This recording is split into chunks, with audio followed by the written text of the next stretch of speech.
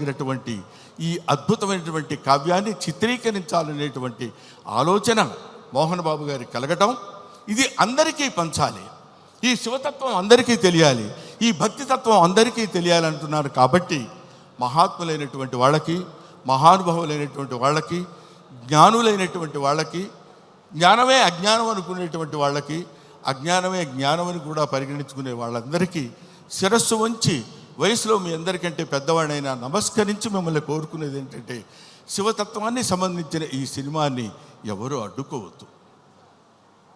మీ అందరి సినిమా చూడమని కూడా నేను చెప్పట్లేదు, అడ్డుకోవద్దు. చూసిన తర్వాత ఆహా, ఇందాక ఆ మ్యూజిక్ డైరెక్టర్ ఉన్నాడు, శివుడికి కులం ఏంటండి? శివుడికి కులం ఏంటి? క్రిస్టియన్ ఫ్యామిలీ నుంచి వచ్చినటువంటి వ్యక్తి స్టీఫెన్సన్. మ్యూజిక్ డైరెక్టర్ పేరు ఏంటండి? స్టీఫై. ఆయన శివతత్వాన్ని గురించిన సినిమా గురించి అంత అద్భుతమైనటువంటి భక్తితత్వంలోకి తీసుకెళ్ళటం అనేటువంటి ఆలోచన, ఇవన్నీ they are all picked. Sharath Kumar, లేకపోతే ఒక ముఖేష్ ఋషి, ఒక మోహన్ లాల్, వీళ్ళందరినీ, అక్షయ్ కుమార్ లాంటి వాళ్ళని పట్టుకుని వీళ్ళు వీళ్ళు వీళ్ళు ఉండాలని ఆలోచన అతనికి ఎలా కలిగిందంటే, ఇది ఏది మనం చేసింది కాదు, ఈ కన్నప్ప సినిమా అనేటువంటిది ఒక అద్భుతమైనటువంటి, ఒక the greatest adventurous film on the surface of earth. కాబట్టి భూమి మీద ఉన్నటువంటి ప్రతి వాళ్ళు, ముఖ్యంగా కుర్రకారు, భక్తితత్వాన్ని అంటే ఏంటో తెలియనటువంటి వాళ్ళు. ఎందుకంటే నేను ఏదో ఒక విషయంలో మాట్లాడుతూ, భక్తి అంటే ఏంటంటే వీళ్ళు దండాలు పెట్టుకుని పూజలు చేసేసి మంత్రాలు చదివేసి అని, అది తప్పులేదు, అది వాళ్ళ నమ్మకం కావచ్చు. కానీ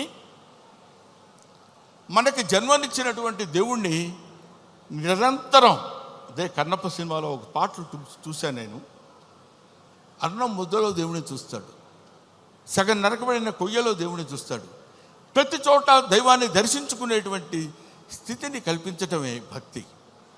అటువంటి భక్తితో జీవితాన్ని ప్రసాదించి, పాంచభౌతికమైనటువంటి జీవితాన్ని ప్రసాదించిన ఆ భగవంతుడికి చిరస్థాయిగా కృతజ్ఞతతో ఉండటమే భక్తి. అటువంటి భక్తి రసమైనటువంటి సినిమాని నిర్మించి మనందరికీ పంచుతున్నటువంటి మంచు మోహన్ బాబు గారికి, మంచు విష్ణు గారికి నా హృదయపూర్వకమైన నమస్కారాలు తెలియజేసుకుంటూ, ముఖ్యంగా ఈ సినిమాలో నటించినటువంటి ప్రభాస్ గురించి చెప్పాలి.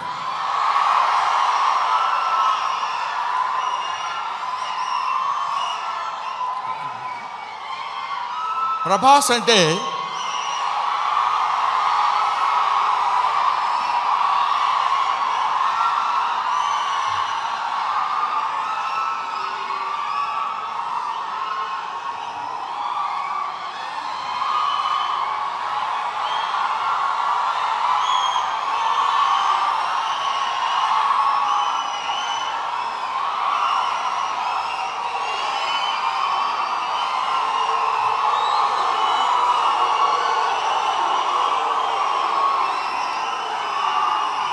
ప్రభాస్ అంటే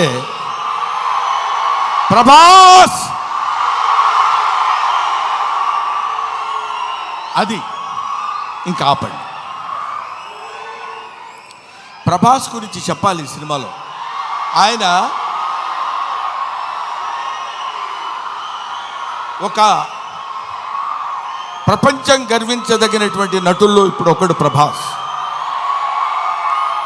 ఈ సినిమాలో ఆయన ఎందుకు అంగీకరించాడంటే, సినిమాలో ఆయన డబ్బు కోసం అంగీకరించలేదు, ఏదో ఈ సినిమాలో ఒక అద్భుతమైన క్యారెక్టర్ చేయాలని ఆయన అంగీకరించలేదు. ప్రభాస్ ఒక మానవతా విలువలు కలిగిన మనిషి, ఒక మంచి మనిషి. ఎవరైనా ఏదైనా చేయిజాప అడిగితే కాదనేటువంటి వ్యక్తి కాదు ప్రభాస్. ఎవరైనా అద్భుతమైనటువంటి స్థితిలో ఉండి ఇది నాకు కావాలి అని అడిగినప్పుడు, ముఖ్యంగా ఆ విషయంలో చెప్పాలంటే మోహన్ బాబు గారికి అత్యంత సన్నిహితుడు. మోహన్ బాబు గారు ఎలాంటి వాడంటే, ఓ చిన్న ఆల్కహాల్ లాంటి వాడు, అలవాటైతే వదిలిపెట్టలేం. అలాగే ఎంతో మోహన్ బాబు గారి మత్తులో, మోహన్ బాబు గారి ప్రేమలో మునిగి తేలినటువంటి వ్యక్తి. కాబట్టి ప్రభాస్ ఈ సినిమాలో చేశాడు. అరే మోహన్ బాబు గారి ఎంట్రీ చూశారు కదా, అతను స్టీఫెన్ కూర్చున్నాడు మ్యూజిక్ డైరెక్టర్. ఆ మోహన్ బాబు గారి ఎంట్రీ అలా పెడితే ప్రభాస్ శివప్రభాసుడు, అతను శివుడి చేత ప్రకాశవంతంగా పెరిగేవాడు, 6 అడుగుల అందగాడు. అతను విగ్గు పెట్టుకుని అలా వస్తున్నప్పుడు ఒళ్ళు గగురు పొడిచి వీర తాండవం శైవ తాండవం చేసేటువంటి విధంగా ఆ సినిమాలో నటించాడు ప్రభాస్. నేను చూశాను. ఆహా, ఇది కదా సినిమా, ఇది కదా శైవభక్తి, ఇది కదా దైవభక్తి అని నిరూపించేటువంటి సినిమా. ఇటువంటి సినిమాలు మనం చూడాలి, మన పిల్లల చేత చూడించాలి, మన భక్తి రసాన్ని భారతదేశంలో పెంపొందించే విధంగా చేయాలని మనస్ఫూర్తిగా కోరుకుంటూ, ఓం నమో పార్వతీపతయే, హర హర మహాదేవ, శంభో శంకర.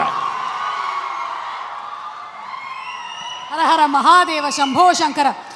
అందరి స్పీచ్లు అయ్యేంత వరకు బ్రహ్మానందం గారు ఇక్కడే ఉండవలసిందిగా రిక్వెస్ట్ చేస్తూ, మేము ఈరోజు ఈ సినిమాకి ఇంత మంచి పేరు వస్తుంది, అందరూ చూడడానికి రెడీగా ఉన్నారు అంటే దాని వెనకాల వర్క్ చేసిన ఎంతోమంది టెక్నీషియన్స్ ఉన్నారు. అందులో ఎడిటర్ యాంథనీ గొన్సాల్వెస్ గారు. Sir, very hearty welcome to you and congratulations.